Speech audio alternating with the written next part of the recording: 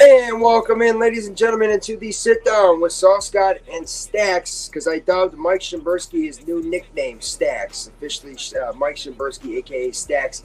This is the sit-down with Sauce God and Stacks, known as the Sauce God and Shimbursky Sports Show also as well. But this is the sit-down right here on Facebook Live, YouTube Live, and on the Roku app for the Northeast Streaming Sports Network.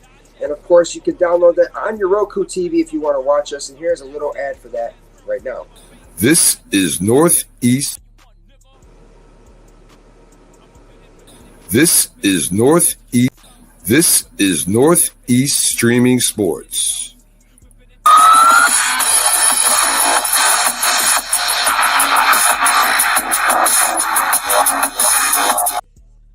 This is the sit down presented by Duff's Famous Wings and presented by www.buffalosaucegod.com and myself, my co-host Mike Shimbursky, aka Stacks. First of all, it is Saturday. Mike, how are you feeling on this wonderful, fine, cold Saturday?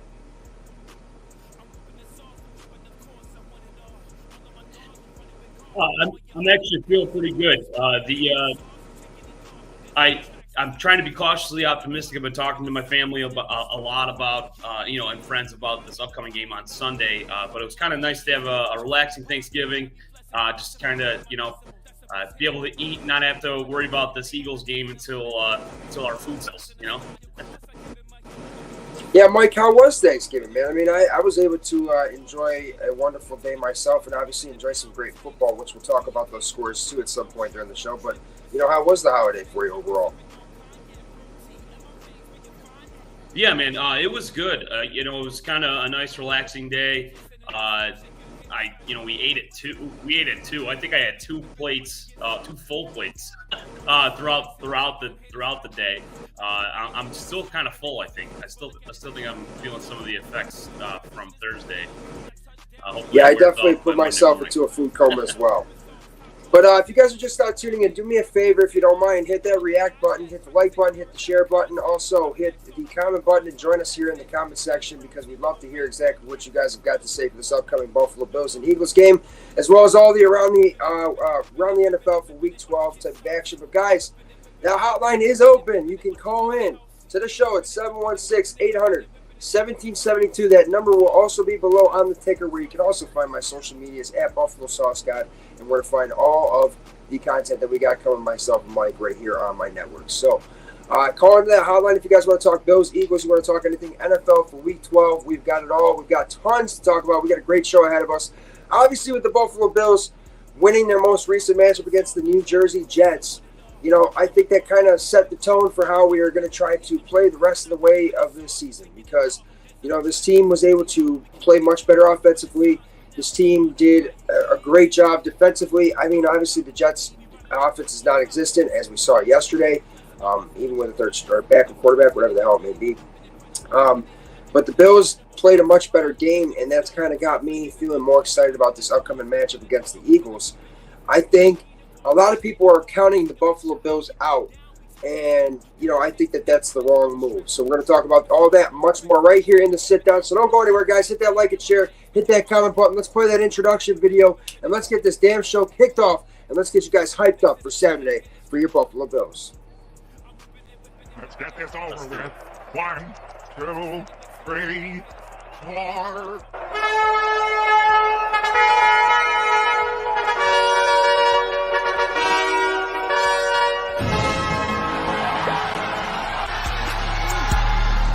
It's simple, baby. Buffalo Bills football is heck, all right? Let me tell you something. I'm going to crack a cold one because since it's a tailgate. Ooh, ice cold, Mike. Let me tell you. Ladies and gentlemen, you are live here in the sit down with Sauce God. the sports and entertainment show. I'm whipping the sauce, I'm tripping, of course, I want it all. All of my dogs be running with guard. Your mama, you're holding your pennies and bra. Cause when I get whipping the sauce, you taking it off. I'm dancing on tracks like stuff in the yard. We keeping it quiet, we moving in signs. But now we starting to riot, yeah. Keeping my eye on the prize. I got me a queen, we riding like Bonnie and Clyde. Trips to Dubai, the way I be blessing. I'm destined for changing my decimals. Decibels hitting the wave and rapping incredible. Splitting their head like a cantaloupe edible. Got me so high, I'm touching the sky. Of course, I give it my all. I'm whipping the sauce, kicking the door. But then we been here before. She ain't involved, well, she ain't involved. Taking my shot, even the down, we tying the score. Do your dancing now, twist, don't stress, don't trip. Whipping sauce real quick, stay dripping. Sipping on cognac, roll tea in my veins, where you find that? I'm whipping it, watch it get saucy. How you doing it? I'm twisting and mixing them, shaking them haters right off me. What you doing?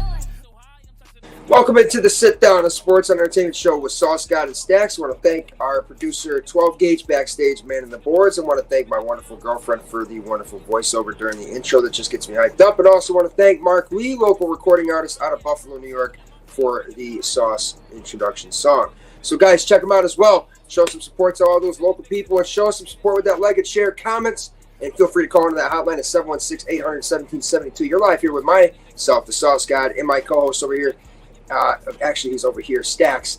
And, we're going to talk about the Around the NFL Week 12 matchups. So, Mike, usually we start this show off with a little bit of Around the NFL. We're going to take a look at the scores. We're going to take a look at the scores here at some point right after this. But we're going to give you guys the schedule for the upcoming slate of action this Sunday. We have the Bills playing, obviously, but we have much more than just the Buffalo Bills. So, Mike, what do we got for Around the NFL action in Week 12? So coming up for Week 12, you got the Bucks versus the Colts, Patriots, Giants, Steelers, Bengals, Panthers, Titans, Jacksonville taking on the Texans, the Falcons taking on the Saints, Cardinals, Rams, and then Browns, Broncos, Bills, Eagles later on, and then the Chiefs and the Raiders, and then the Ravens and Chargers also, and then to end the week on a Monday night. So Sunday night would be the Ravens and the Chargers, and then Monday night you got the Bears taking on the Vikings. Why are the Bears getting so much primetime? They're really not. I don't understand that, but I don't know, because it's funny to watch them, I guess. It must be because it's funny. The Bears keep winning and have a great game, and all of a sudden, just boom, they suck, they lose. It's like, wow, okay, Justin Fields has one of his best games ever. They lose. You know what I mean? Like, it's just Bears doing Bear things, and I love. My buddy Mike Ferruz is a Bears fan, so I got to trash him a little bit there. So, also too, we have action today for the biggest rivalries in sports at 12 o'clock here. We'll keep you guys updated on the scores throughout the show as well. But let me take a look right away at some of the action this week in the NFL, because I'll tell you the Thursday games on Thanksgiving were pretty damn good. All those games proceeded to go over, which is interesting. And if it would let me pull up the schedule on my phone, which for some reason it's not, but now it is. I think overall the NFL is starting to really get shaped the proper way. You see the Cowboys winning, the Lions starting to struggle a little bit. You see the 49ers kind of back on track. The Philadelphia Eagles are still rolling. The NFL landscape is kind of now being set as to, all right, this team is actually good. This team is actually going to compete. This team is going to actually contend. So right now with the gauntlet of a schedule the Buffalo Bills have coming up, it's going to really show us exactly what this team is made of, and should they really have themselves some high hopes heading into a possible playoff run and heading towards a possible Super Bowl run. I know, obviously, we have to really win 1 week at a time, and we don't want to look too far ahead. But as far as the NFL action this Sunday, Steelers-Bengals, that should make for some good football. Jaguars-Texans, because I think the Jaguars are starting to roll, but the Texans are starting to kind of get hot with C.J. Stroud. So that should make for some good action in the AFC South as well. Buccaneers-Colts, dumb. Saints-Falcons, dumb. Patriots-Giants, hilarious. Panthers-Titans, no. Rams-Cardinals, no. Browns-Broncos, funny. Chiefs-Raiders, okay. And then Ravens-Chargers, yeah, Ravens should make for a good fucking matchup against Justin Herbert. That should be good. But the Bears-Vikings, Josh Dobbs is going to put on a fucking show probably. Josh Dobbs is going to come out with no Justin Jefferson again and put on a damn show. But, Mike, I like the action that we see across the NFL for this Sunday on Week 12. And if you guys are just tuning in, you're live here in Sauce God and with Stacks and Sauce God right here on the sit down on Facebook and YouTube. And this is live on Facebook at Anthony Bomasudo, live on YouTube at Buffalo Sauce God, and live on the Roku app, Roku TV for their app, the Northeast Streaming Sports Network. So feel free to call to that hotline, ladies and gentlemen, 716-800-1772. We're going to take a look at some of the scores from this Thursday. So the Packers defeated the Lions 29-22. Jordan Love actually played a really, really good game. Probably his best game as a pro. The Cowboys defeated the Commanders 45-10. And the Commanders let go of their defensive coordinator, Jack Del Rio, as a result of the loss. The 49ers beat the Seahawks 31-13. The 49ers are starting to really roll, and this is a team that is going to be very, very dangerous. And I think right now, next to the Philadelphia Eagles, are the second best team in football. I think the Eagles at this moment have that. So, Mike, overall, which game did you enjoy watching the most on Thursday? Because, I watch all three games, obviously. The Buffalo Bills didn't play, but which game was the most entertaining to you? I think I watched a lot of the Cowboys and Commanders. It wasn't a close game, but that's the game that I got to watch the most of. Pack Lions was interesting, but I missed a good chunk of it. The Lions, they stayed in it, but they weren't able to pull it out. I feel like they always lose on Thanksgiving. I watched most of that Commanders and Cowboys, and it did give me at least a good sense of where the Cowboys are at. They're definitely better than mediocre. If they play a mediocre team like Washington, they balled out. It was actually kind of they put on a show. Really, I thought they were an offensive juggernaut in that game. Yeah, I think Dak Prescott's playing some of the best football of his career too. People are starting to think that he's going to contest Joe Burrow for the highest paid player in the league or whatever. I don't really know. That's nonsense. The guy's got to do some actual work in the playoffs. Yep. But other than that, until he wins a playoff game, then nobody's going to care. He plays as good as he wants. But if he's 1-out in the playoffs again, he's the same Dak Prescott I'm used to. So. Yeah, Dak is really been an up and down kind of guy in the league. I mean, when he came into the league as a rookie, he was really efficient and kind of, that's what kind of ended Tony Romo's career, was the fact that Dak Prescott was going to take over after Tony Romo went down with injury. And then obviously he's had some years where he's really sucked. But right now he's playing some of the best football of his career. So the Cowboys seem to be for real at this moment. But as we said, we'll see in the playoffs. But now we need to go into a different segment that I'm going to do for the first time this week. And this is going to be the Sauce God rant of the day. This is going to make you guys hopefully get a laugh out of this. Now, I don't care if you're a Dolly Parton fan or not. This ain't saying nothing bad about that. All I'm saying is, what's with all the Hollywood bullshit when we have football games on Thanksgiving? We got halftime shows. You got Dolly Parton out there, okay, holding on to the freaking stage like this, going like this with her hands. What was that? Going like this with her hands. And then on top of it all, because it was already all bad and wrong, Mike. It was all bad and wrong. That lady looked like she was dead on stage. People said she looked good. It didn't look like anything that was human whatsoever. But on top of it all, they sing "We Will Rock You" / "We Are the Champions" by Queen in opposite order. So number one, why are you singing a Queen song when you're Dolly Parton? And why are you singing it backwards? Everything about that whole freaking Thanksgiving halftime show was bad and wrong, and the NFL needs to take care of it because I'm tired of it. I'm tired of the freaking shit being jammed down my throat. I just want to sit there and watch football. I don't care about Taylor Swift. If I care about Taylor Swift, I'll go see her in concert or I'll buy a CD. That's all I'm saying. I turn the TV on to watch football, not all this other mumbo-jumbo. So that's the Sauce God rant of the day.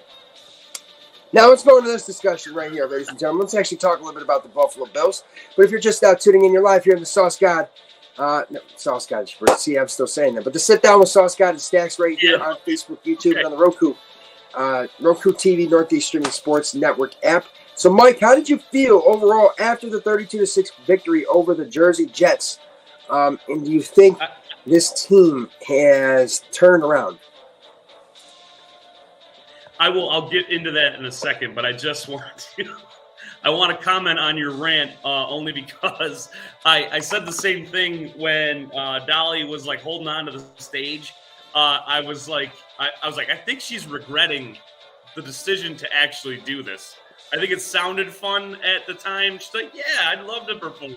And then, like, she got like 5 minutes into, or not even 5 minutes. I mean, like 5 seconds into Jolene, and she's got her hand on the stage, like, oh boy, this is a bit much. Jolene just wanted to go home. You know what I'm saying? Yeah. She was like, that was good. That was fun. I think I'm done. Like, she did not look like she could move very well. I think it was nice for her to get out there if that's what she wanted to do. But, you know, props to her. But, yeah, I think she. It was at that moment that she knew that she fucked up. You know what I mean? Like, Dolly Parton turned into Dolly, pardon me, I got to go. Like, I got to get out the stage and go. Hopefully Dolly Parton made it home alive that day, because Dolly Parton did look, you know, absolutely parched. So, you know, anyways, back to what we're talking about, because again, Hollywood is being jammed down our throats constantly, but the Buffalo Bills didn't look all that Hollywood in their victory over the Jets. They definitely looked a lot more like themselves, much more like a team. And Mike, you know, one of the things that I want to highlight about the victory was the players, you know, getting in confrontation and scuffles with the Jets, and just doing so as a team. Stephon Diggs trying to, you know, fight against a 350-pound defensive lineman was hilarious. You know, I love seeing that, though, because it's just showing that you're willing to fight for the guy next to you. And that's when it becomes, you're not a team, you're a family. And that's what's made the Bills so great in these recent years, is I feel like this team has been more of a family versus a team. And in the last couple of years, it started to kind of shift the other way towards us being a great team versus, you know, this whole family mindset that we had that made this locker room so good and turned around the whole entire culture at one Bills drive. So I think when I saw that, I saw a little bit of juice coming from Josh Allen.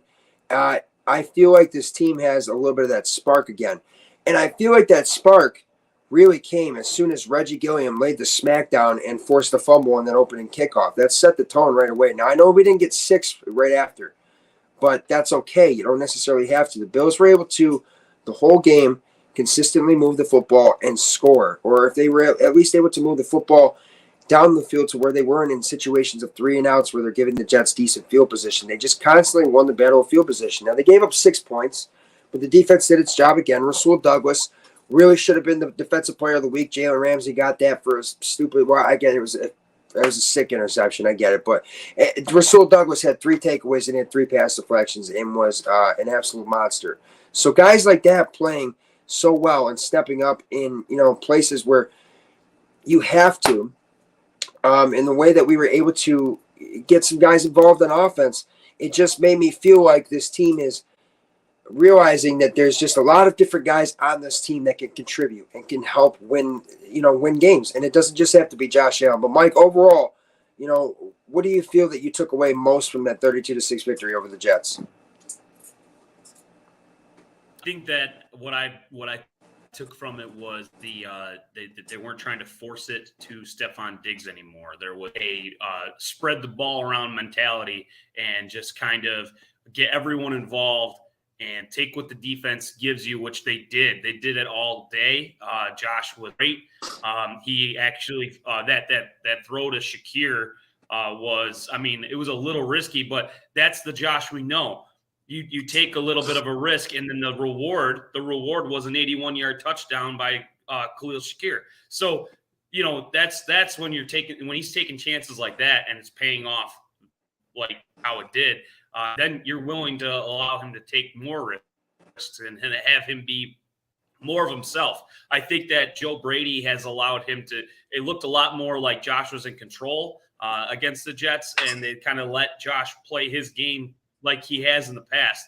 I think when he was under Ken Dorsey, he had too much thinking going on, and he wasn't sure if he was going to take off and run. He wasn't sure if he was supposed to do this or supposed to do that. I think it was almost like, you know, a kid's like not like when a kid's not able to make a decision because he's worried about what his parents are going to say after he does it. You know, that's kind of how it seemed, you know. And so now I feel like with Joe Brady, he doesn't have that shadow over him, and he can just kind of play loose and free. And I saw a lot of that. He also looked like he got a little rejuvenated. I saw there before the game, his family showed up to the game. He got a little bit of family time before he even got started. It probably put him in a good mental headspace, you know. And so I think that also contributed to him having a nice, smooth game. The other thing too, they elevated that running back, Ty Johnson. that third Ty Johnson. Yeah, he looks exceptional. I mean, he has good burst when he hit the hole, a touchdown run. I don't even think they lost because that he got so close to the boundary. That guy like barely gave him a little nudge. He barely touched him, and so he's just able to waltz into the end zone. That hit that kind of showing that kind of balance and everything. He might get a much more rotational piece under Joe Brady. I'll actually be watching for that against the Eagles. See if he gets some playing time.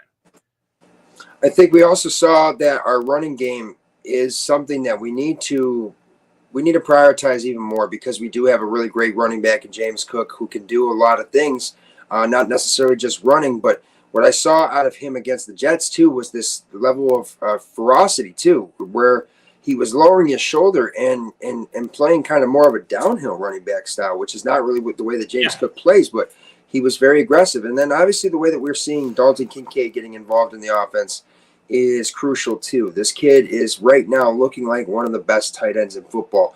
Heck, looking a lot better than Travis Kelce in a way. Travis Kelce ain't exactly been having, all that great of luck as of late, ever since the whole Taylor Swift nonsense. That's what I'm saying. Hollywood and all that is just bad for – it's a lot of distractions. Leonard Floyd, by the way, continues to be an absolute menace too. He is now at 9.5 sacks on the season, I believe, which is awesome to see for him. This is a guy that's stepping in for Von Miller. Wasn't there until as of recently, and Von Miller is starting to kind of get back to himself. And I also want to say real fast, all the people that are so impatient with Von Miller, you do understand he's coming off of an ACL injury, and he's like in his 30s, and it's not exactly like something that you just come back from 100,000%. No, it sometimes takes a couple of years. In the NBA, guys will be out for a season or two. And in the NFL, we're seeing them come back the next year. So Von Miller might not be able to necessarily give you exactly the full Von Miller that he wants to, but he is on the football field and still giving you as much effort as possible. And he is still an above average defensive player, even with the health status that he is at. He commands a lot of attention, and he opens up the field for other guys to get sacks, like Leonard Floyd and Greg Rousseau and AJ Epinesa. And yes, we do need to be getting more kinky. I coined the phrase for Dalton Kincaid. Every time he's going to get a touchdown or first down, we're going to say, let's get kinky, baby.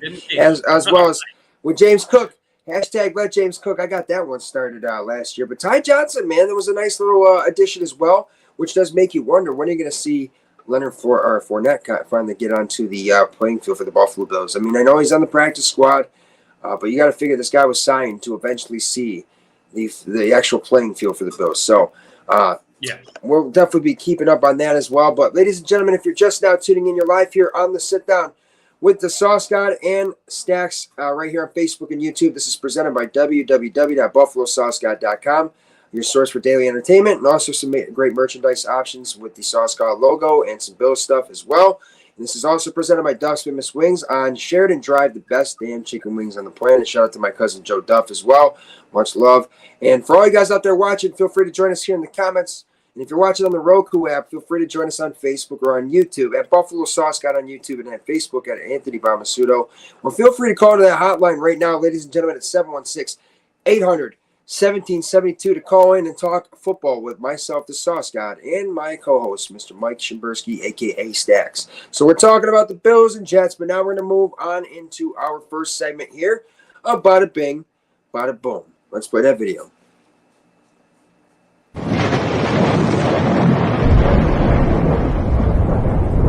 This is the Army where you shoot them a mile away. You got to get them close like this. Bada bing! Bada bing! Bada bing, bada boom. And this is weekend we're going to do for Bada Bing, Bada Boom is the Bills offense is trending up. Now, Mike, overall, I'm going to tell you, you nailed it on the head earlier in the show when you discussed the fact that Joe Brady kind of lets Josh be more Josh. There's less thinking, it looks like. But I'll tell you, Joe Brady just looked much more poised in the booth. I pay attention to not just what you see on the field. I pay attention also to things like, what's his demeanor look like? What's his body language look like? What's his face look like? Because honestly, that's going to tell you a lot of what the guy is thinking and what the situation really is. Joe Brady looked excited. he was like, up there kind of like with a little smirk on his face. You know what I mean? He's like kind of like looking down the field like, I got something for you guys that you ain't even ready for. This defense ain't even ready for this. He looked poised in the booth, and I like that.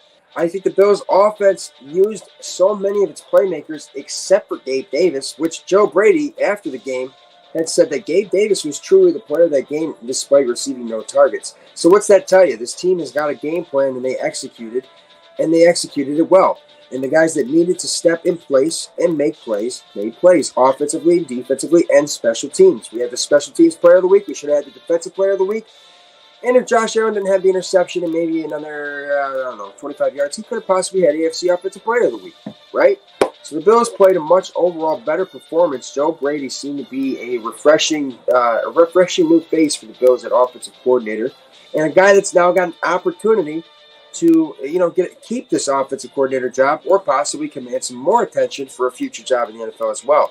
So, Mike, overall, with the Bills' offense trending up, what are three things that you think that they are just doing much better in the last win versus what they were doing in some of the losses? Number one, energy. I saw a different energy going into this game compared to some of the other ones. They looked flat, with some of the other games that they were playing. They were alive in the quarter, early fourth. That Denver game was like almost – you could almost go to sleep until the towards the end of that game. And then there was a couple other games, same way. I mean, the offense couldn't get going. It was almost painful to watch. They had energy. They came alive. It was from, like you said, from the very first hit of the game, they were fired up, and everyone looked a little bit rejuvenated. I don't know too much of what was going on in that locker room, but I almost feel like they don't want to say it. But if Dorsey was that angry of a person, maybe it was just like maybe he drew that like a negative energy from them. I don't know. But because what you're saying with Joe Brady, he looked confident, he looked pumped to have the chance to do the offensive coordinator job and call the plays, and I think it rubbed off on the entire team. So energy for number one. I think the passing to the running backs, using them as a kind of designing the play to go to them because of the way that James Cook can be a receiving threat on top of running the football. That touchdown was beautiful. They got the whole defense to go one way, and then James Cook was by himself, touchdown. And that was just like a nice little misdirection swing pass, and he was wide open. So getting the running backs involved in the passing game, making it easier on Josh. And then, I mean, I know it's just the Jets, and they're not.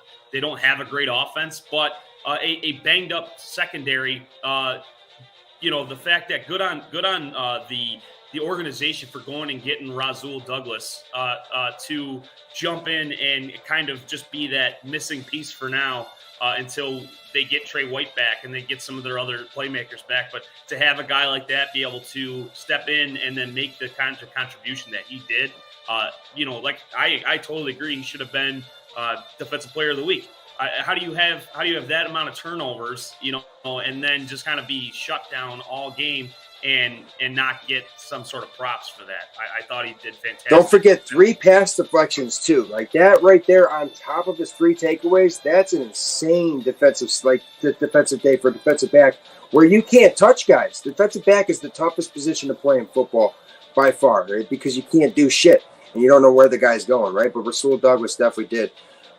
Mike, I think overall the Bills' offense is trending up because, it looks like the guy that needed to go is gone.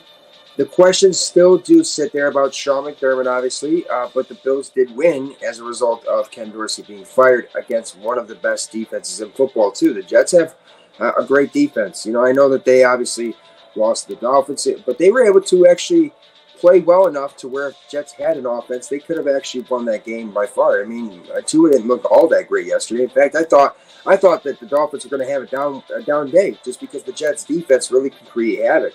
But the Bills were able to at least get to 1-1 versus the Jets on the year and get to 2-2 in the division. So that's huge with 2 divisional games remaining. We're going to go into our next segment, but before we do, ladies and gentlemen, hit that like and share. Join us here in the comments. Feel free to also call into the hotline 716-800-1772. If you're watching on the Roku app, join us on Facebook or on YouTube, or just keep watching on Roku. It doesn't matter, for the Northeast Streaming Sports Network on ROKUTV. Check me out across all social medias at Buffalo Sauce Guide, and check out www.buffalosauceguide.com and Duff's Famous Wings, the proud sponsors of the Sit Down with Sauce God and Stacks. So let's go ahead. Let's play this next video of Forget About It. What's forget about it? Disagree like a Lincoln is better than a Cadillac? Forget about it. All right, so moving on from the woes this season, how do we do that? Well, you have to make an adjustment at the coaching. Hey, we made the adjustment. Okay, fine. There's your first step. Second step is you've got to establish what your identity is going to be going forward. How am I going to be able to take this team and do exactly what I need to at this point of the season? Okay? Well, we're seeing that they executed a much different game plan. You know, Stephon Diggs was really not even a factor in this game. In fact, Stephon Diggs didn't look good, at all in this game. He had a fumble that wasn't recovered, obviously, but still, just didn't look like Stephon Diggs. But I'm seeing that we can execute game plans with other guys. Khalil Shakir is really a great receiver, and he can do a lot of things, and we haven't been saying that since he was a rookie. Dalton Kincaid, all these things, right? I think that you want to just remember that Josh Allen is not the reason this team wins games. Josh Allen is the MVP by far, and he is elite, and he is, in my opinion, the best player in football. Just in my opinion. This is what he can do, and just on a pure football playing status, I think Josh Allen is the best football player there is. But this team has some really, really great guys at their positions. Our running back position is stacked, in my opinion, with the way that you can bring in Latavius Murray and run it downhill, but James Cook can come out of the backfield and either catch it, or he can run, the way that he's patient in the backfield, the way he can get upfield, man, he is just looking so damn good. But if you want to continue to win this way and continue to play so efficient, then you need to remember that you cannot overlook any opponent going, at any point for the remainder of the season, obviously. And I think that at times we maybe have been guilty of that. I think overall, though, our energy, like you said, Mike, is much better. It was much more improved. And I think that we came out with a different tone, and we need to kind of set that tone for the rest of the year if we want to go ahead and beat the Eagles, the Chiefs, in the remaining games that we have to make a playoff run here, Mike. But how do you think the Bills can move on from any of the other offensive woes or any of the other mistakes that they've had this year? What else do they need to do to right the ship? So I think that, some people are saying, the wrong guy got fired, all this stuff with the firing of Ken Dorsey. But I think if there's anything that Sean McDermott's actually doing is doing process of elimination to where there's no more excuses if things don't go right moving forward. He's kind of putting it all, he's kind of betting it all on himself now at this point. You got Joe Brady taking over and everything. So I think what they need to do is it's going to be a tough road, and you got to take it one game at a time. And you can't this is now more than ever, you can't let the media start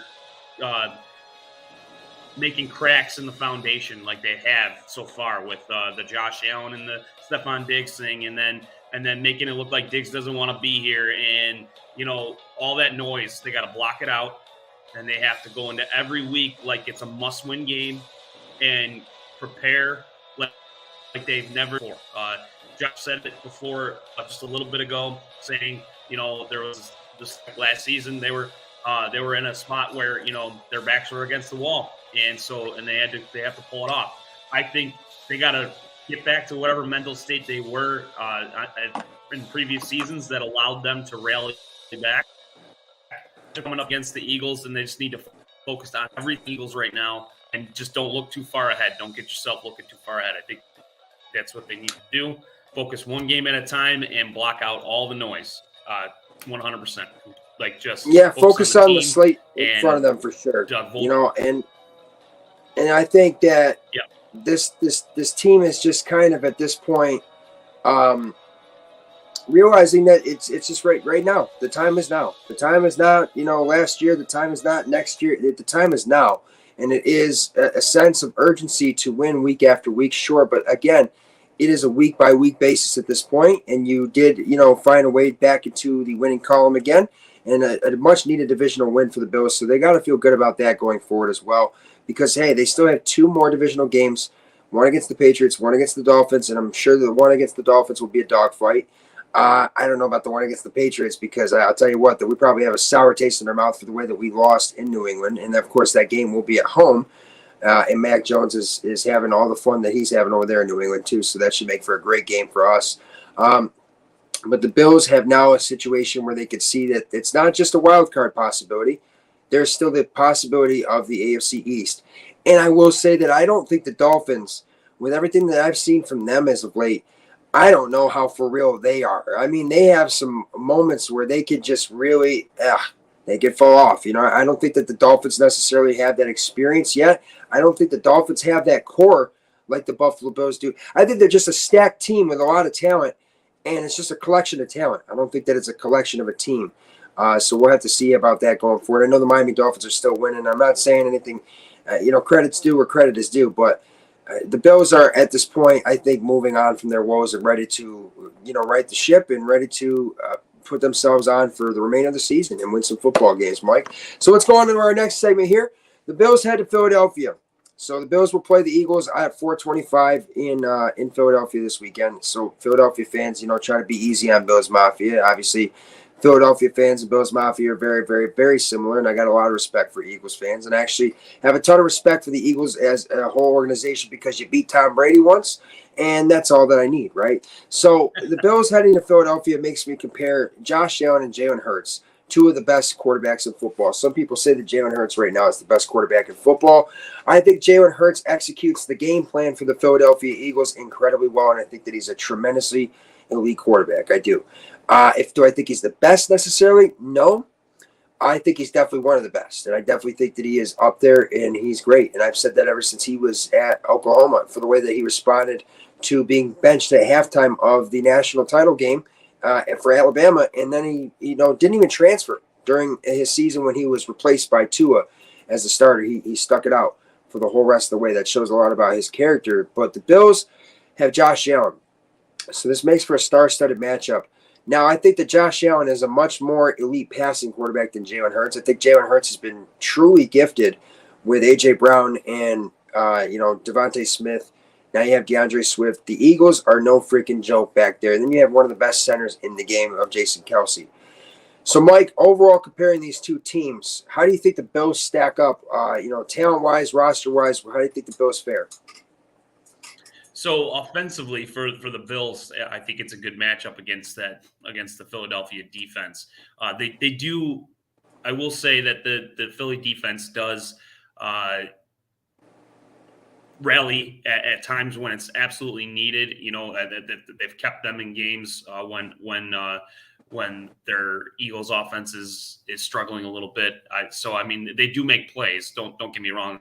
That's not what I mean. I'm just saying that the Bills' offense, if it's firing on all cylinders, is definitely able to hang with just producing points and being able to stay up to speed with the Eagles' offense. So I think it's a great matchup there. And then when you flip the script and you go the other way, the Eagles matchup against this Bills defense is what's got me worried. It's not because the Bills defense isn't good. It's all those injuries that have piled up. You don't have Milano, you don't have Trey White, you don't plenty of others. I know I could go down the whole list, but all I'm saying is that it's going to be a tough road for the Bills defense. And I do think, though, that what I've seen from the backups that have filled in, they don't lack heart and they don't lack effort. So I think if they can get a few plays to go their way, a turnover here or a turnover there, they just need to make sure they contain Jalen Hurts and don't allow him to get it going with his legs. They design a lot of runs for him. He's very effective and efficient that way. And then that opens up everything else, and then because you don't know which way you're going to get attacked from. So if they can kind of bottle him up like they've done in the past, like against Lamar Jackson, kind of go in with that same type of game plan, then they could be successful there. So, but I think they're very similar built teams. It's almost as if the NFC. Yeah, I think 12 gauge hits the nail on the head here with the need to put a spy on Hurts. That could definitely be an effective strategy. I think that the way that you're going to beat Hurts, I'll talk about that more in the pain train segment, but I think overall the Bills offensively and defensively have a lot of talent. The Eagles have a lot of talent on both sides of the football as well. I think that the Eagles are the most complete team in football at this moment for the way that they played. They're winning games. They were in the Super Bowl last year. They only have one loss this year. They're well coached. Shout out to Nick Sirianni, Jamestown, New York. Overall, I think that the Eagles have DeAndre Swift, though, and that's a guy that kind of makes me a little bit worried at times because, you have A.J. Brown and you have Devontae Smith, and that's a handful. But then you have DeAndre Swift, who is an absolute menace, too. So then on top of that, then you have Jalen Hurts, who can run out of the backfield. So it's going to be a tricky matchup for the Bills defensively, no doubt about it. But it's very much a game that the Bills could win. In fact, the Eagles are getting 3.5. They're favored 3.5 points against us, I think, right now. But I think the Bills still stack up talent-wise. It's a shame that we don't have our team fully healthy because this would make for a much, much different scenario for us. And I honestly think that we would be right there with them as far as rosters if we had a fully healthy team. But if you guys are just now tuning in, you're live here with Sauce God and Stacks and the Sit Down with Sauce God and Stacks right here on Facebook and YouTube and on the Roku app, Roku TV app for the Northeast Streaming Sports app. This is presented by Dusty and the Swings and www.buffalosaucegod.com. We're going to go into our next segment here. Feel free to join us here in the comments. Feel free to call into that hotline at 716-800-1772. If you're watching on the Roku app, feel free to call into us as well right here in the Sauce God and Stacks version of the sit down. So let's go ahead. Let's play this next video of the victory formation, the offensive keys for the Bills.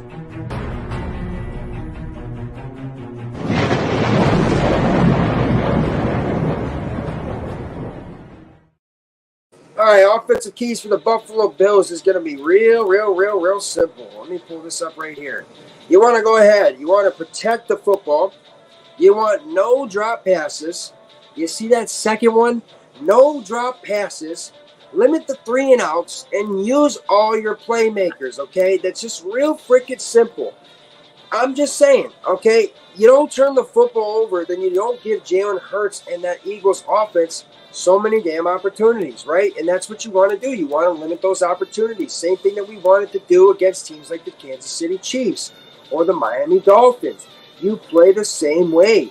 You must just move the ball down. Like I said, I know we all want points every single drive, but sometimes it just doesn't fucking happen. And sometimes you got to punt it. You can't go for it on 4th and 27 every time, guys.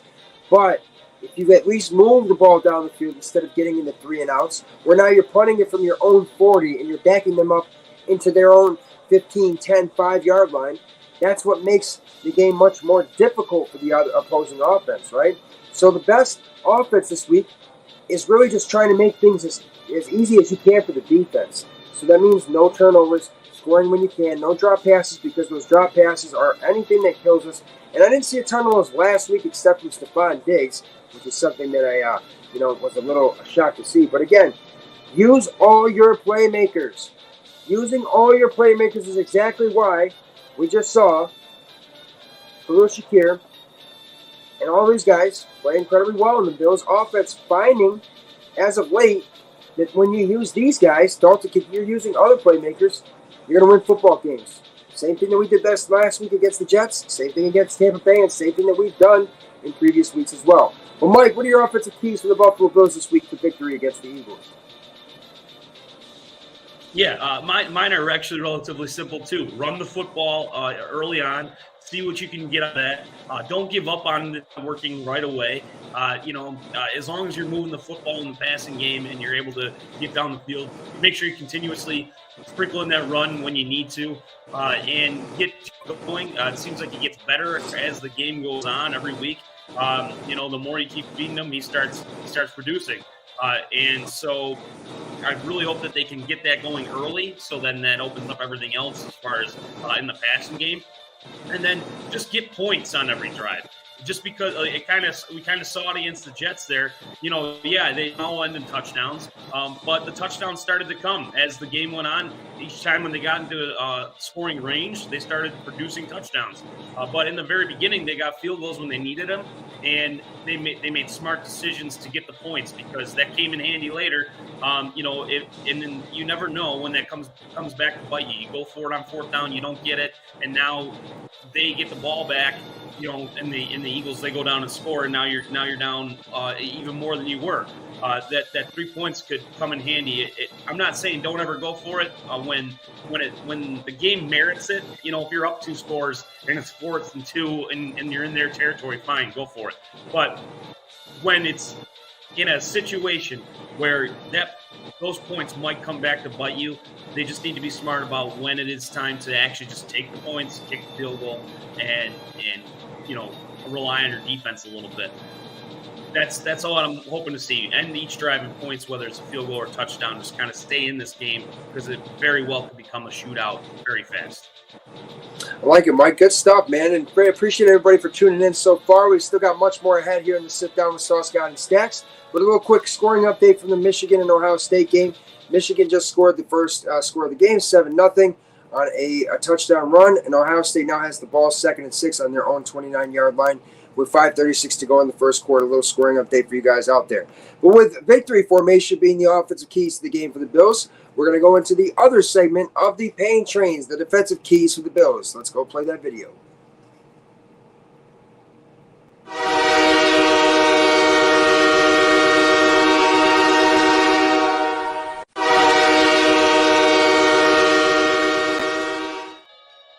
I'll tell you what, I watch Jalen Hurts in a lot of games because in the games that I'm not watching the Bills, if I'm not watching Red Zone or if I'm not watching something with a bet on it, I'm watching, the Eagles in a lot of these games. And I'm watching Jalen Hurts.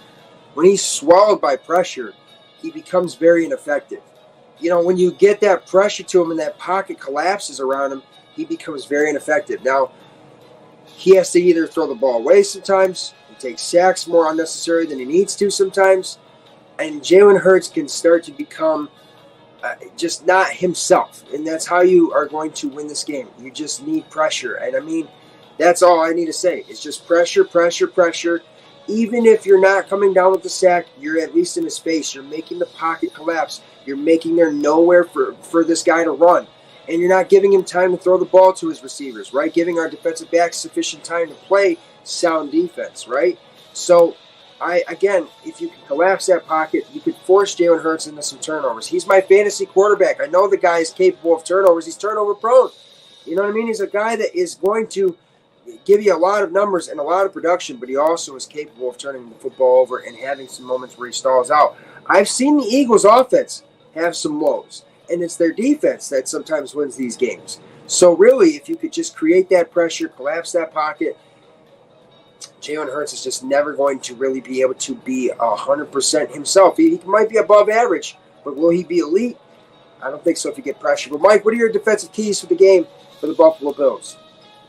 Yeah, so I think Gage had kind of mentioned putting a spin on him, on Jalen Hurts so he doesn't hurt you with his legs. The only thing I would say yes to that if we had Matt Milano back. But because we don't have Matt Milano, I think it's more you're going to want to rely on the defensive line to get the pressure that you're talking about. Send a blitz here and there when you can. But really, it's just about containment. The defensive ends need to keep him in the pocket. Don't allow him to get out of there so that he's kind of stuck having to make throws and make him beat you with his arm. Not that he doesn't have a good arm. He's actually a very good quarterback. But if you can bottle him up, keep him to not have more to his game than he already does. Take one thing away from him, and that's what I would like to see is just him not they don't allow him to run. The Bills need to just make sure they contain him, and then you'll probably get more success that way, especially if you get home with some of that rush and get some sacks when you need them. But on the flip side of that, what I would really like to see is more of Jordan Poyer coming down to play a little bit of linebacker. And if Taylor Rapp is okay and is good to go, put him back there and let Jordan Poyer move up into that almost hybrid linebacker position just to add a little bit more to that space, that middle, where he's almost like he can be a ball hawk at times, while he's kind of, and then help out those help out the linebackers when they're having to cover running backs and stuff like that. So I would like to see that scheme, and then a lot of safety help so that these corners can play free. You got some good receivers coming up, so you're going to want to be able to have a safety back there so that these corners can be a little bit aggressive if they want to try to make a move on a ball, like on an out route or something. If they happen to miss and the guy catches it for whatever reason, you got your safety coming up to help you make the tackle. So that's what I want to see. Poyer playing a little bit of hybrid linebacker there for the defense, and then safety help over top so that these corners can try to do some turnovers, some much-needed turnovers, because you're going to want to keep the offense of the Eagles off the field for most of the day if you can. I like it, Mike. Good stuff. And that's our Pain Train segment, the defensive keys for the Buffalo Bills versus the Philadelphia Eagles. And we're going to go into our next segment here of the quarterback sneak with Mike Shimbursky evaluating Josh Allen's quarterback play coming up against the Eagles. Let's see what this video's got to say.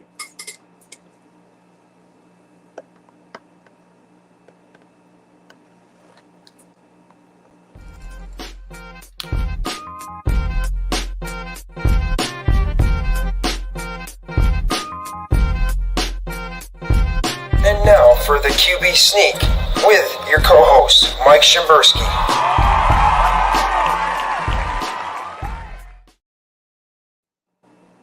Go ahead, Mike. Take it away.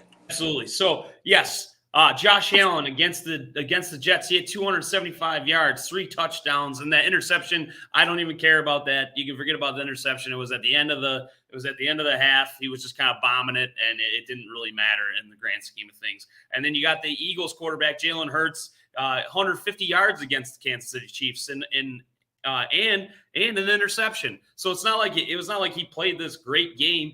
Kansas City has a decent secondary, but these Bills, they're trying to rally back, and they got something to play for. Who knows? This 8-1 Eagles team, they might come in there thinking they got this in the bag, and you got Josh Allen playing at a pretty good level here. Joe Brady bringing in the intensity. Like I said, if Josh stayed in a little bit longer, maybe makes a completion on that bomb interception throw, he's over 300 yards. So and that's against a very good Jets defense. So if you are counting out Josh Allen, they might have Jalen Hurts, but I think he's going to put the Hurts on the Philadelphia Eagles defense this weekend.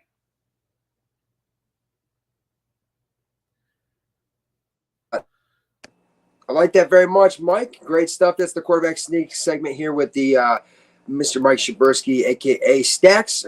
Great stuff here. And, of course, that segment is live here in the sit-down, presented by Dust Famous Wings at www.buffalosaucegod.com.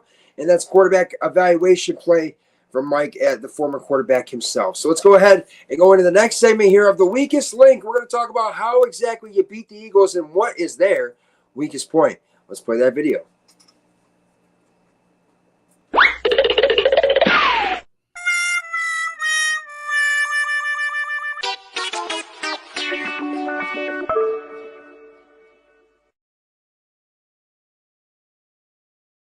Wah, Mac Jones, wah.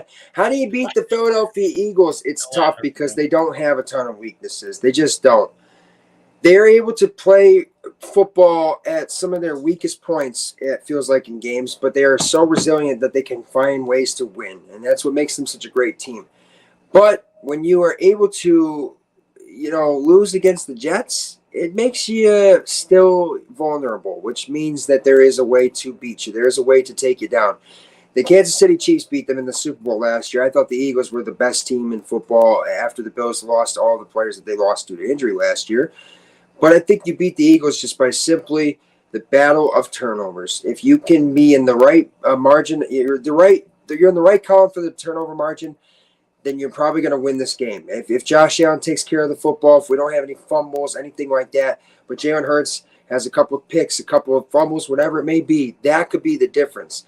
That's how you beat the Eagles. I think the weakest point of their game is truly sometimes in their quarterback. Their quarterback at times doesn't have it, and when he doesn't have it, they're stagnant. But I don't know if that's a lack of game plan, whatever it may be. So there is a way to beat the Eagles. And I think that's how you got to go. You just have to focus on their quarterback, and you just do that with the battle of turnovers. And Mike, what do you think? How do you beat the Eagles? What's their weakest point? I think you just score. You score as many points as you possibly can, and you try to. You're aiming for 30 or more, and really what it is especially with where the Bills are at with their injuries. You score as many points as you can and stay alive in the game. So even if you're down, try to at least stay within in striking distance where it's a one-score game, and wait for that mistake to happen. Try to force that turnover, and hopefully when you get it, if you do, you're in a position to where that's going to really benefit you by going up 2 scores or tying it, something, to where that turnover actually means something. The score is going to matter here, and that's what I think they need to focus on. Points on every drive. Yep, I like that. You definitely hit the nail on the head there, Mike. And we're going to go into the injury report for you guys here in the sit-down. We still got much more show ahead, so don't go anywhere. But this is your current status for the Buffalo Bills injury report. Josh Allen was a full participant with his shoulder injury. Micah Hyde with that neck/stinger injury was a full participant. But we know Dane Jackson is out. We also know that Taylor Rapp is 100% out, but he was limited in practice Thursday, which is a really good sign for Taylor Rapp going forward, who was taken out via ambulance. So that's a good sign for us. Hey, he's contributed a ton, but it's more just good to see this guy able to be healthy enough to see the football field, whether it's practice or active status. But also, too, we're seeing that Taron Johnson cleared concussion protocol, and he's going to play this weekend. That's huge as well. We're going to need Taron Johnson, one of the best slot corners and one of the best players on the Bills' defensive side right now. I mean, the guy can do a lot of different things, too. That's what I think that Sean McDermott's going to do well. He's going to find a way to utilize the guys that he's got on defense the same way that Joe Brady kind of did with the guys that he has got on offense. So now let's go to the next segment here of the Unsung Hero, which is going to be the under-the-radar performer of the week for the offense and defense, who we think that's going to be a Mike, and I actually nailed the head, hit the nail on the head. I see I said it 3 times now. Hit the nail on the head with the last couple of picks that we had. So let's go ahead. Let's play that video of the Unsung Hero.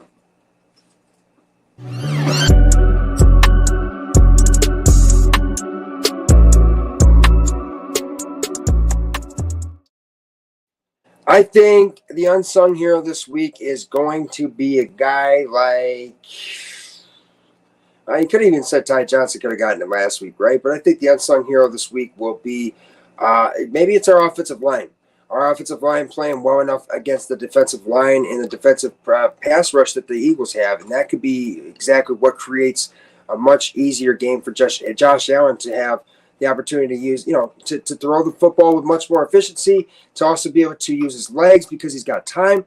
So the offensive line could really kind of set the tone. And even though obviously you don't see the stats of an offensive line, well, that could really be under the radar this week for offense. For defense, I think the under the radar performer of the week could very much, I think it's going to probably be, I could see Dorian Williams coming up with a play this week.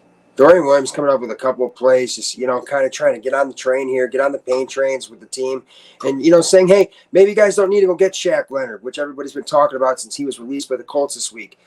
Even though I think the Bills would very much be in their right minds to go and get a guy like him. Mike, who do you think the under-the-radar performers of the week will be offensively and defensively for our unsung heroes? So offensively, I think that there's a guy hiding in plain sight that could totally be the unsung hero. He had a bit of a struggle last week. I think that's Stephon Diggs. I think Stephon Diggs could have a great bounce-back game here. I think that with all the noise that's been going on and everyone talking about he doesn't want to be here, I think this is a game where he could really step up and help his team. I can even see him getting a couple touchdowns, just on the pure fact that he's got a work ethic that is almost second to none. I know that he cares about his performance personally and how the team does. And so I could see him having a bounce back day where on a game that really matters, all of them matter going forward. But him personally, I just think he's not going to let a kind of performance like he had against the Jets stick, and I think that he's going to have a nice game against the Eagles where, like I said, even I'm going to say it right now, maybe 2 touchdowns. On the defensive side of the ball, I'm actually going to go with Leonard Floyd. He's been playing at a high level. He's, like you said, I think he's at 9.5 sacks.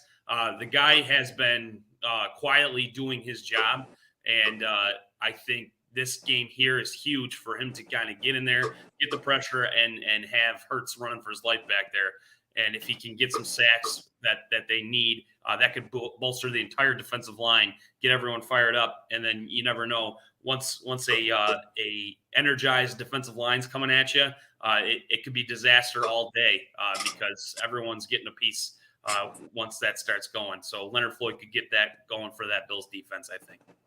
Excellent stuff, Mike. Great. And I like it. Hey, great picks. And we nailed it on the head last week with Rasul Douglas, with Khalil Shakir. You know, we kind of just called that. But we're going to go ahead into our next segment here of I'll Take That Action, which will be our Week 12 picks and props for the action this week in the NFL.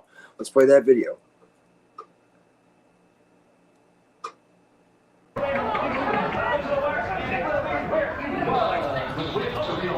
Yeah. Hey, guys. Life is too short to bet the under. I don't care if it's 59. I don't care if it's 67. You got to ride the fucking over. This is fucking ridiculous. We need a fucking touchdown.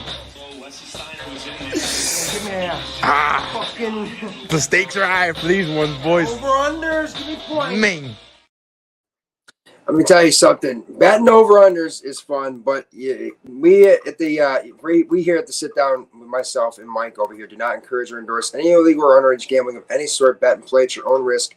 And let me tell you, I don't gamble big money. I'm not a gambler, but I do like to make some games interesting with the idea of you could win a couple of bucks, you know, here and there, win a little decent change. So we're gonna give you guys some free picks this week. I think for New Orleans and Atlanta, you're gonna take the over 41.5. Over the Atlanta, or not over the Atlanta Falcons, but over 41.5 points. I also like for the Jacksonville Jaguars and Houston Texans, I like under 47.5 in that game. I think the Texans and Jaguars are going to make for a little bit more of a sloppier matchup. AFC South games can definitely go that route. And I also want to say for the Bills and Eagles game, I'll give you guys a player prop. I think Josh Allen has over 256.5 passing yards. And as far as rushing yards, I think DeAndre Swift probably has, I think he has under 60.5 rushing yards. I think they're going to try to really use their receivers a lot more. And I think James Cook has over 47.5 rushing yards as well. And then, like I said, guys, bet and play at your own risk and do so where it is legal to do so. And if you have any problems with gambling, there is a hotline available and there is help available to you as well. And there's no shame in it. But overall, guys, we've got a great show so far. We still have the Gettin Saucy segment here ahead, here in the sit down, which is live Mondays and Thursdays and also on Saturdays, but Mondays and Thursdays at 11 a.m. on Facebook and YouTube and on the Roku app, and also on Saturdays at 12 p.m. Same thing, Facebook at Anthony Barbasuto and on YouTube at Buffalo Sauce God and on the Roku TV app for the Northeast Streaming Sports Network. And I want to thank everybody for your wonderful reacts and shares and for your comments and for any viewers as well. And if you're watching on the Roku app, feel free to check me out on social medias at Buffalo Sauce God. Feel free to check us out and also tune in with us, and feel free to get saucy any moment that you guys want to. So I want to thank my producer backstage, 12 Gauge as well, and I want to thank my girlfriend for that wonderful voiceover on the intro. And let's go ahead and head into our next segment here in the final one of the show for this week of Gettin Saucy, presented by Duff's Famous Wings. Let's play that video. As far back as I can remember, I always wanted to be a gangster.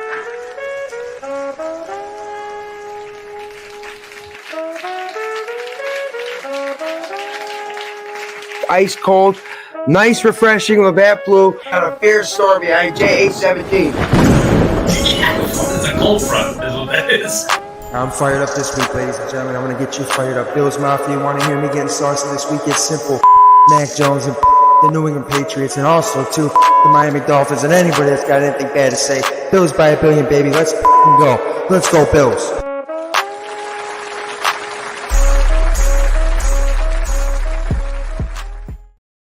Gettin Saucy is presented by Duff's Famous Wings, the best damn chicken wings there are, right here in the sit down with Sauce God and Stacks. But this week for me, Gettin Saucy, it's simple, baby. All you got to do is head to Philadelphia and remember who the best blue collar fan base truly is. Philadelphia fans, it's Bills Mafia. They don't call it the Philadelphia Mafia. Fly Eagles fly. I get how patriotic you guys are in the city of brotherly love, and I love you all in Philadelphia. But this week, it's all about the city of good neighbors, the Queen City, the city where we just have absolute demolishing levels of snow that'll just terrify you, but make you want to go and help your neighbor out of his freaking driveway, right? Because the Bills is what it's all about, damn it. And let me tell you something, Josh Allen versus Jalen Hurts, yeah, it makes for exciting football. Jalen Hurts got all this money, this and that, but it's Joshua Allen that's going to go ahead and set the tone this week and remind everybody in the football world exactly why he was on the cover of Madden and why he is the best quarterback in football and why this Bills squad is going to go ahead and get through this gauntlet of a schedule week by fucking week just by getting saucy, by distributing, by production, by being efficient, and by beating the other team instead of yourself, right? Because that's how we're going to do it, and that's how we're going to stir the sauce for a good 3-hour performance and absolutely demolish those Eagles and put them back on the endangered species list. And that's me getting saucy this week, ladies and gentlemen, as always, right here in the sit down, presented by Dust Famous Wings, presented by www.buffalosauceguide.com with myself, this Sauce Guide, your host, right here as always, at Buffalo Sauce Guide across all social media platforms. Mike, where can the people find you, Stacks? Where can they find you on social media? Oh yeah, my new dome nickname, Shimmy Stacks. All right, you can find me on Twitter still, Mike Shabursky at MIKOL2531, and then just Mike Shabursky on Facebook. If this nickname sticks, I'll probably start switching some things up so it's easier to identify me. But Shimmy Stacks. Shimmy Stacks. Yeah, absolutely, guys. Hit me up anytime. I'll talk shop all day. If I don't get right back to you, I apologize, but I will always answer a question or two. Everyone's been great. Been sending me some questions and some things, comments. Keep it coming. I love it. Yeah, guys, I appreciate everybody for tuning in. Appreciate your reacts and shares, and appreciate the comments as well. Make sure to subscribe and make sure to like, follow, and turn those notifications on so you don't miss any of the content coming from us or any of our live shows. And also make sure to check out the Northeast Streaming Sports Network on your Roku TV and on Facebook and on YouTube as well. And as always, join us here Mondays and Thursdays at 11 a.m. Eastern Standard Time on Facebook Live, YouTube Live, and on Roku. And on Saturdays at 12 p.m. Eastern Standard Time on the same platforms as well, right here for the sit down with Sauce God and Stacks. And as always, we got your coverage for the Buffalo Bills, your coverage for sports entertainment, and much more. And now, everybody, go and have a wonderful weekend. God bless. And as always, go Bills, bolster up, and let's just go and tell them Eagles how to land themselves. And let's go Bills.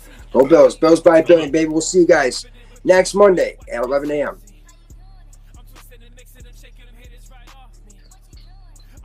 Whipping and whipping it, watch it get saucy. I'm twisting and mixing and shaking them haters right off me. Like how